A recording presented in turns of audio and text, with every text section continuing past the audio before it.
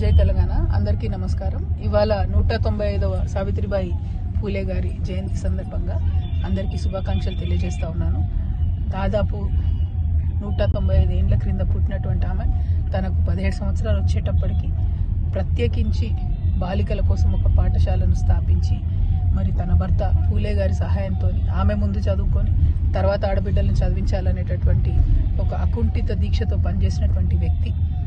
చాలా అవమానాలు ఎదుర్కొని కూడా ఇవాళ భారతదేశంలో ఇంత కోట్లాది మంది ఆడబిడ్డలు చదువుకుంటున్నారంటే ఆనాడు తను చేసినటువంటి త్యాగం, తను చేసినటువంటి పోరాటం, దాని ఫలితమే ఇన్ని కోట్ల మంది ఆడబిడ్డలు చదువుకుంటా ఉన్నారు.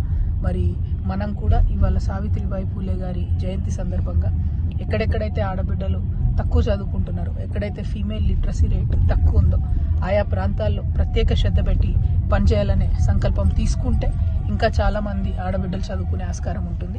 నేను జాగృతి జనం బాటలో భాగంగా గద్వాల్ జిల్లాలో, నాగర్ కర్నూలు జిల్లాలో అత్యంత లోయెస్ట్ ఫీమేల్ లిటరసీ రేట్ని నేను చూడడం జరిగింది.